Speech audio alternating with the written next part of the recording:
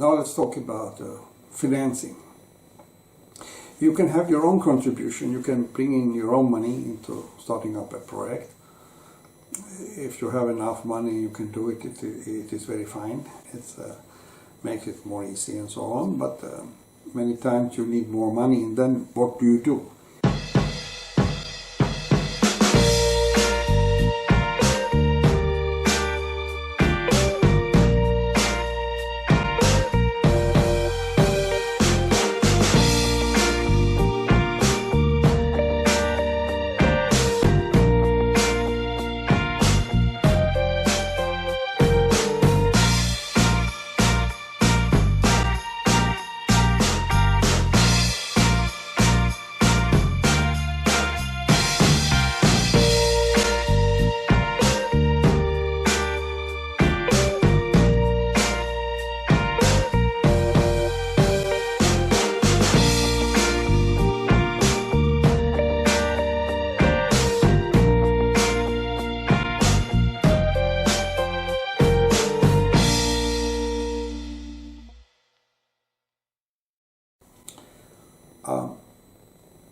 The first thing you maybe think is friends and family. I know some people, some group of people in this world, they are helping each other out many times in the families, and it works well, and you may have good friends and so on. But there is one risk I want to mention here. If you are starting a project or startup company and borrowing money or making them part owners or whatever it is, this family and friends, what if it goes wrong? What if it becomes a loss and then it crashes and you can't pay back the money? It's your family and friends. Will you lose them as family, friends, as good contacts, or what will happen? I have heard about such cases, so people are... So maybe you should look more professional on it, but if it works with friends and family, then do it. But you should also talk to everyone you're talking to, that the money may be lost. If it doesn't work, you have a budget, you have a project report, it looks lovely, yeah, so it should work. But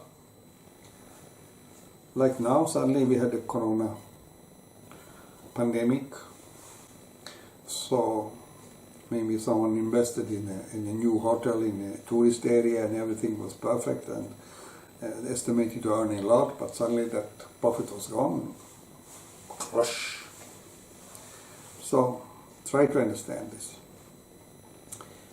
Explain to people. Explain to yourself. It can be a success, it can be a flop, doing badly.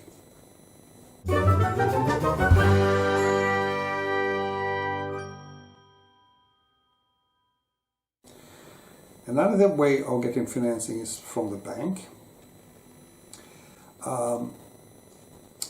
There are two types of financing from the bank. Typically there might be more, but I'm thinking primarily of two. The first one is a loan for the business. Now, 90% of the cases, or maybe more, the bank are normally not giving loan against nothing. They will ask for some assets from your side as a guarantee. You have a house, you can use that as a guarantee. You have a car, you can use that as a guarantee, whatever it is. Or you have another person signing up. But again, there can be losses. And I have seen people, for example, there was one company that was ordering some horse products, and they came to me later and said that they couldn't use this because they had got bad during the transport, it wasn't packed correctly and so on. And then they have a house as a guarantee, so they will lose their house because of that. So think of these things. Make sure that you have done a good project report and you go through this course properly and following what we are saying, and to make it a smaller chance that it goes wrong. Analyze everything, your customers and how you're buying product, how you are selling products or services or whatever it is. All aspects of the marketing and everything, and the competition and the risks and everything. Do it properly and then maybe you can have your house as a guarantee for a loan because you are pretty sure it will work, but you're never 100%. And I also want to mention here another thing, then also make sure you have the right insurance. Because if it goes wrong, sometimes the insurance can cover some of it, and that helps a lot if that happens. It should be insurance for the business.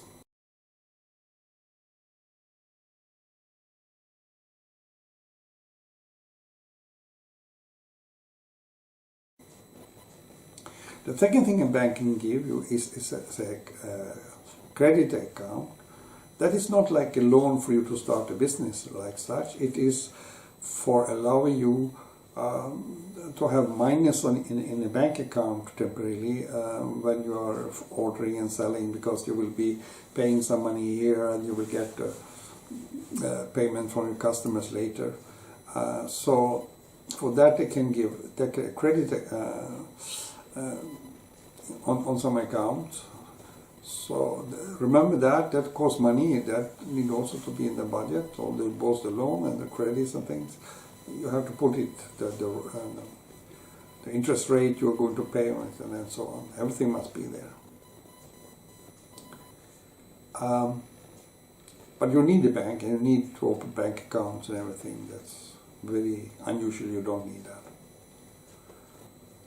Then next thing is that you can see a possibility, special financing. Sometimes some projects and so on can ask for money. If you are in Europe, European Union have some money contribution for certain projects which are important, or for there can be money for women starting companies, or for immigrants starting companies, or for this and that, or to do something in the energy sector, or whatever you're doing. So there can be special financing as well. So try to see, is there something like that for you?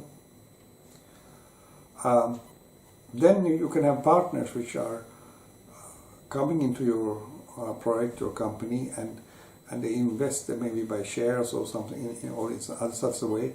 So they will give money into the company, and with that money you can then have a broader financing than what's only come from your own pocket.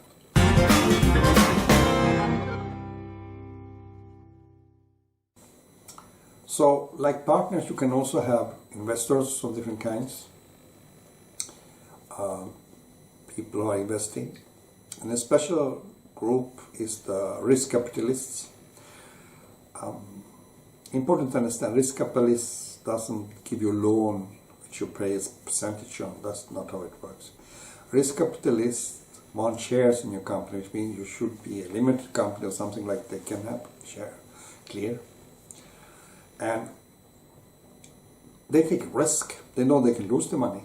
But what a risk capitalist actually does is they invest maybe say in 10 projects, and they know all 10 are risky, but they estimate that 3 of them will not take off. They will lose all the money there. Another 3-4 projects will be some earning a little money, but not the big as they wanted. And then 3-4 will do a big hit and earn a lot of money. And all over all this, they think that they should earn the money back and much more. In fact, it's like the money they want to earn is not 5% here or something. They are targeting minimum 30% normally, and preferably the mean. In reality, often they want 300%. That is 3 times the money put in. So this is you should see. For instance, the share value. Let's say they start a company with you. They put in the money, and then they want you to sell the company to someone, or sell off their shares when you are going into the stock market or something like that. You have to understand what possibility there. And a risk capitalist doesn't invest their money for being a partner forever. They want an exit, it's called.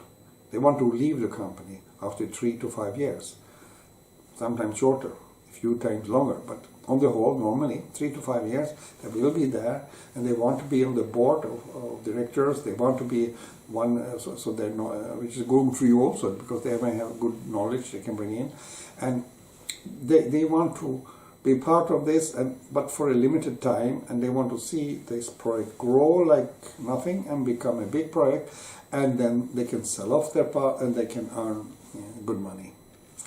And how the exit looks should be planned from the beginning. Maybe you can say this will be, after 3 years we'll go into the stock market, because you have such a project that will be able to do it.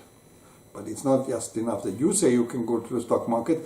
This stock market must accept you as that you have a project that's good enough for that also after these 3 years.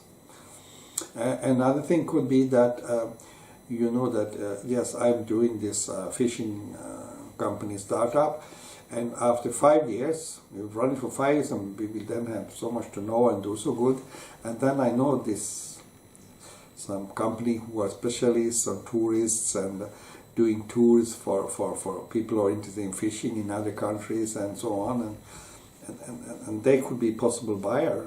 You have 2, 3 other options also, so you will sell the whole company. It will be also for you a 5-year project, not only for the risk capitalist, and then you take out the profit of them, and after you start something else, or you live on the money. These days there is a new way also to financing, and it's called crowd financing. You go to internet, some special page, and say, I have so and so project, how much do you want to invest? In a way it's easy in one way, but it's also risky if you get a lot of people who are complaining, who doesn't like what you are doing. And you don't want you're living in a house, you don't want them in your garden, 500 people complaining that you did something bad. So be careful before you go to the crowd. You have to have a perfect report that first of all satisfies yourself, but also so you can satisfy them, and so you can see you should have a uploadable information which is have the complete information and make people say, yes, this I want to do. I want to put something in there. And you can look for whatever options you may have to get some financing. And you will build up the company step by step also. So maybe in initial stage, it's you and you have one other investor with you, some partner which are going to be active in the company, and one of you will buy the t-shirts from the manufacturer, be responsible for giving other products into this women's company, and the other one will be handling the sales and the bookkeeping and everything else, economical like that. And then you two do it, but then after some time you can have a plan that when we grow over a certain level, then we can go and find a risk capitalist and so on. And when it comes to investor and risk capital, let me mention one more thing. Different such investors invest in different things. They often have a definition of what they're investing in. Some say they are early startups. Some say there's a management buyout. Some will have that they are doing only when they are medical sector, or they will have the tourist sector, or whatever they will know what they have. And they will often have that investment span. There will be minimum so and maximum so. Sometimes they will say that minimum is 10,000 and maximum is 100,000. Another one will say minimum is 100 million and the maximum is 1 billion. So this can be so different. It depends what they are. And they can have geographical differences. Some will be sure they are investing in your area also, not only somewhere else. So you have to find out these things when you're doing it. And it's good to look at this beforehand, but you should not talk too much with them before you have a project report. Many of these investors, and I met many of them, one thing is often there. You get only one chance to give them a first impression. You will present to them, they will read it, and they will decide. Some do it in half an hour, and then they decide to put the money. you can come with a half-ready project and say, oh, I have an idea. Forget idea.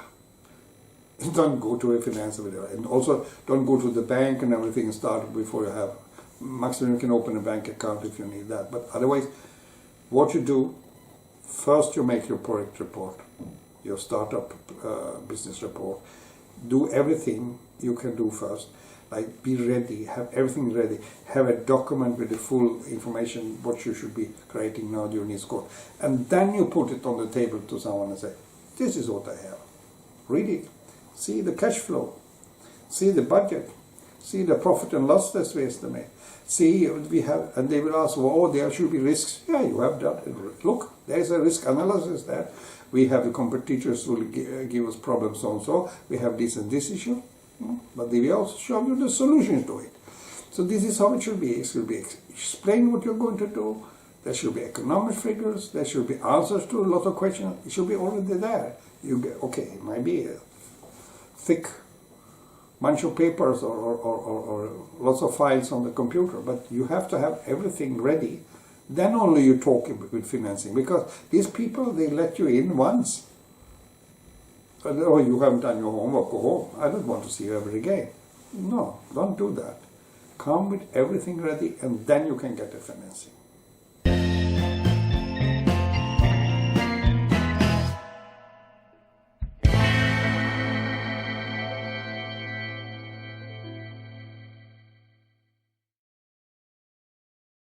On our webpage, you are finding the questions that are related to this film.